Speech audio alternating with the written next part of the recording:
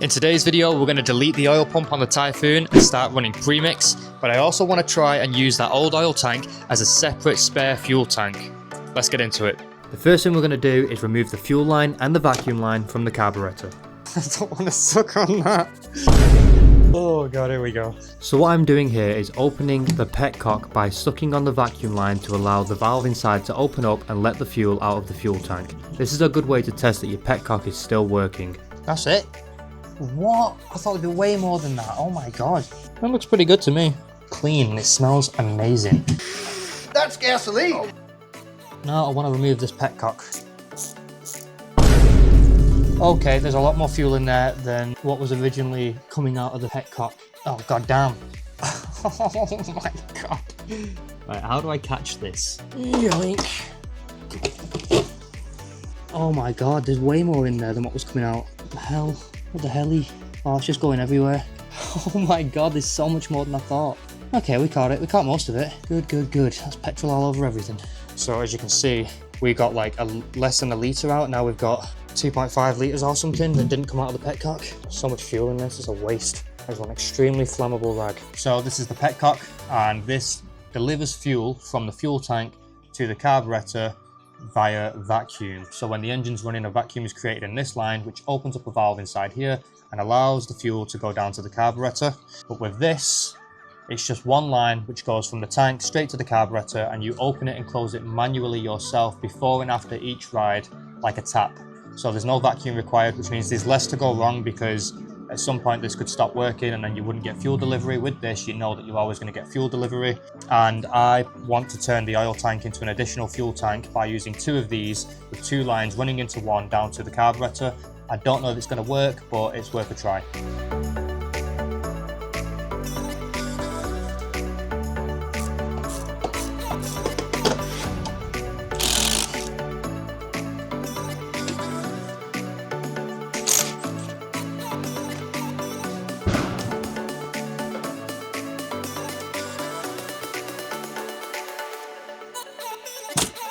Have a look right in here, and it opens a bit easier because there's less tension now, because we're not trying to open this as well.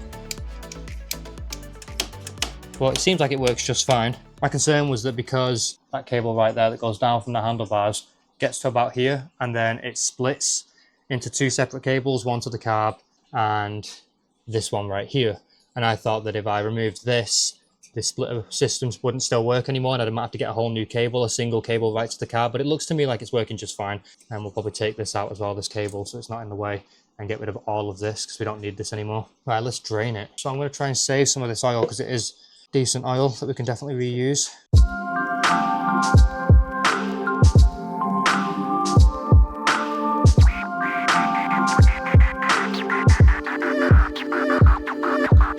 And right here you can see the splitter that I mentioned earlier, and I'm just removing the oil cable from it because we don't need it anymore.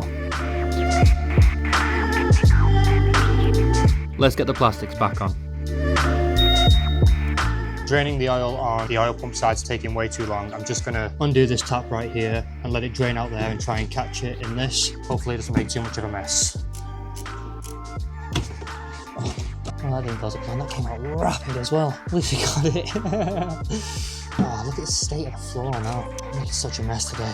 And there it is. We got it. This is brand new, but I'm probably just going to throw it straight in the bin, to be honest. But I'm going to have to snip a little bit of these lines off, because I'm going to need to keep at least this bit to block off the port that's now open on the carburettor. If you look in here at the carb, we've got this port for the fuel, and then we've got a vacuum and an oil port right there. And both of those are going to need blocking off now, so we're not sucking air in. What I've noticed is this is way too long to fit up into the tank. This one right here is much shorter, but as you can see, these just unscrew, which I didn't know. Maybe we can screw this one on. Looks like it does. This might work. Will it work? Oh, it's tight. This might actually work. No way. All right, that is in. It's good to go. This could work. So now we've got two taps. Okay, so we've got this line, this new fuel line that I've ordered. I think it's 9mm. We're going to try and get this on. So I'm going to run them together like this. And we need to block these two ports right here. Not only am I running premix, but I'm also going to be changing the filter to one that I think will breathe a lot more than this one. It's not very good. Every now and again, you just kind of get the sponge moving out the way and you get gaps. So we may have to increase the main jet size now because we're running fuel and oil through that jet, as well as the fact that we're going to be sticking on an air filter, which I just think will breathe a little bit better as well. Now that we know exactly how much oil the bike's going to be getting, we can definitely fine tune the jetting more, and I reckon we'll see more power because of that, but also because the crankshaft now doesn't have to turn the oil pump, so we might have freed up a tiny bit of power there, but it's probably going to be negligible. All right, let's get it back together. Yeah, that's pretty good. Looks quite neat and tidy as well. That should stop air leaks on there. Now we just need to do this side. Perfect, done. Now they're blocked off. Now we've got the new stage 6 air filter. Okay, so the CVT system's back together. This is a lot more empty now, this space right here. We've put this little rubber piece back in here, which had the oil lines running through it to the pump inside. Now we just need to put the cover back on, pre-mix some fuel and 2-stroke and throw it in the tanks. So we've got 10 litres of fuel right here, and I'm going to be running an oil pre-mix ratio of 32 to 1, which means for every 32 parts of fuel, there's 1 part oil. So for 10 litres of fuel, it's going to be 313 millilitres of 2-stroke oil.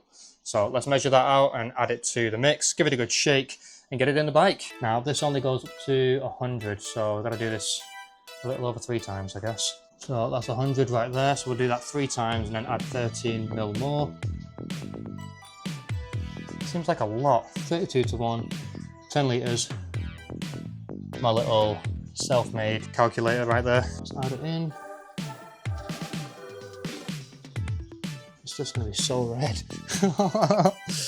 I've never done this before, by the way. This is my first time ever mixing oil. It just seems like a lot. I didn't think it'd be like this much. And yeah, I know you can just mix it in your tank and shake the bike around, but I'd rather mix it properly like this and then put it into the bike. It's very exciting. My first time mixing gas. What am I, American? Mixing fuel. It ain't no gas. All right, let's have a look at it. Oh my God, that's red. All right, let's give it a mix. Do a little shake and dance thing, and then I'll let you guys see it. Oh yeah, get that shake on. That's actually probably the easiest way to do it, just do that. That's kind of satisfying. And let's take a look. You guys probably can't really see much going on in there, but it's kind of red. All right, let's get it in the bike. Look at this. Put a sock on here the other day because there was bugs inside my fuel can, like a spider and a fly. And I didn't want them going into the fuel tank, so I put a sock over the end for extra filtration. Okay, let's go. Right, there it goes. Premix. Yeah. And that's it, that's enough. Ooh, that is perfect. Okay, here we go, let's open up the main one first. There it goes, it's starting to go down a little bit. Hopefully no leaks. Let's check. Everything looking pretty good. Wait, we've got a leak, we have a leak. Looks like it's stripping out the carb for some reason. It is, it's coming out the bottom of the carb, out the overflow. Why would it do that? I thought that was the whole point of the float, was to stop it from overflowing and shut off the valve, so to speak. So why would it start leaking? Huh. That's weird. The float's not doing its job. If you guys have any idea why, let me know. Maybe when the bike's running it won't do that. Right, let's give it a few kicks. Fire right off. No choke. Sounds different though. Something sounds weird. I think what I can hear is, because the air filter doesn't have the plastic shroud on it, it's just a bit louder and I'm not used to it. It's not leaking on the floor anyway. Let's open it all the way. Oh, it's definitely more smoky though on this side. Okay, so it's fully open, the fuel tap at the bottom. And it's not leaking out the carb just yet. Something's definitely louder though. The revs are picking up on their own. It's gonna need tuning for sure. That's not right. It's revving up way faster too. This could be good. Oh, let's fire it back up. This is interesting. Oh, I just hope it doesn't start leaking fuel all over the place. But it started up without needing the choke. It normally always needs the choke. And if you're enjoying the content, guys, go ahead and hit that like button and leave a comment below.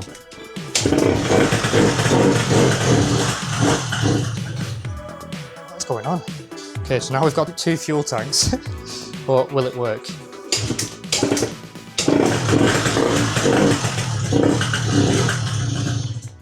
So we should change the spark plug. We'll do that.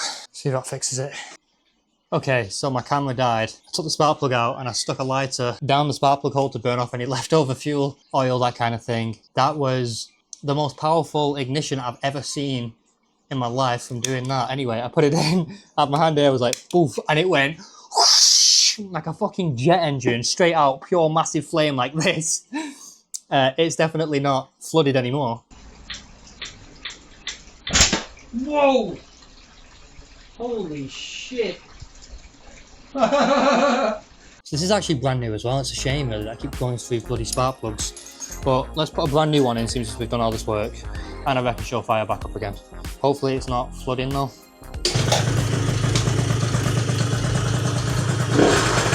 There we go. But this could be it. The bike might be perfect now with deleting the oil pump. And then we can start tuning the carb and seeing how much power we can get out of it for sure. It's revving really fast, which is a good sign. That seems a lot better than it used to be.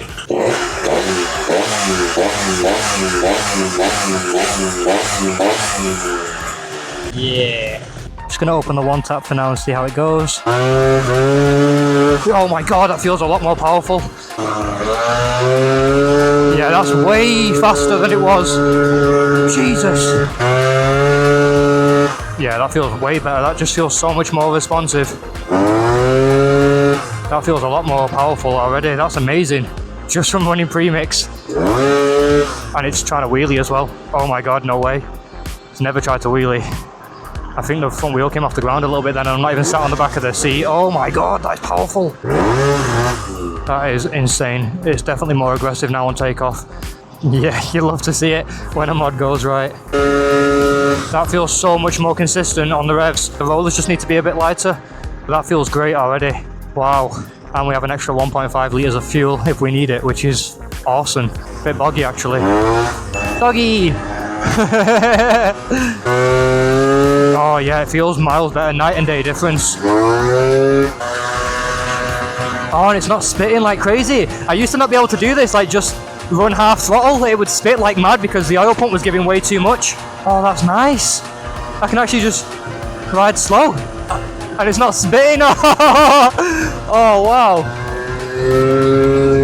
We definitely need lighter rollers, but hopefully no more fouling plugs, and hopefully I'm not leaking fuel at my carb right now. I can't believe how much the quarter throttle to 3/4 throttle range has changed. Like, it's just so smooth. Oh, that's so nice. Oh man, it used to just like spit and sound a bit funny. So far no issues with the fueling, that's great. It's working as intended. But definitely not going anywhere near as fast as it should go. We're only getting 53 miles an hour. Ever since we changed that contra spring to a softer one, we've lost a lot of top speed. So we're going to get lighter rollers in, and we're going to mess with the jetting as well in the carb now and just see what will happen. But yeah, it's not revving high enough. But she's running and I'm happy. No more oil problems, hopefully. No more fouling plugs. Alright, I think we'll head back. Call it a day early on this one.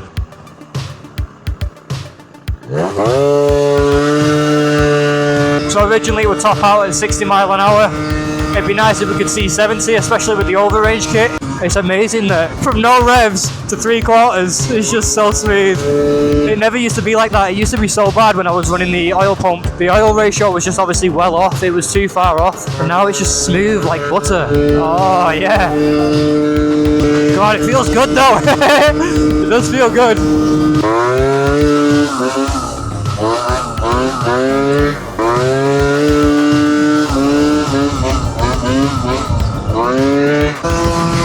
Oh, it's revving so high.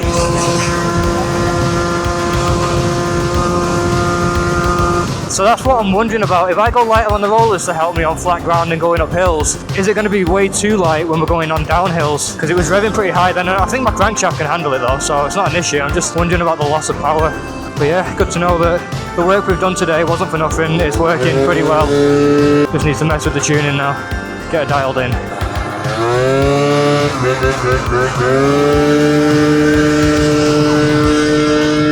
Yeah, just fly it now. Jesus. Not bad. Not bad at all. and it works. I was a bit concerned about having one of the fuel taps shut and one open and it maybe not drawing fuel properly into the car, but it seems just fine. I'm going to call that a great success. We're now running 2 fuel tanks, which I've never seen anybody do before. I've never seen anyone do it that way either, to just use 2 fuel taps, one in the oil tank and one in the fuel tank, and then run 2 lines into one. And it works. It stopped leaking fuel out the carb. I don't know what that was about when we first tried it. We've got 2 fuel tanks and the bike's running quite well, a lot better than before actually. So now we just need to mess with the rollers and the jetting, which will probably be in the next video. If you enjoy the content, as always guys, hit that like button and comment below. I want to hear from you guys. Hit that subscribe button if you haven't done already, and I'll see you in the next one. Yeah, put the team on my back, never fold, never crack.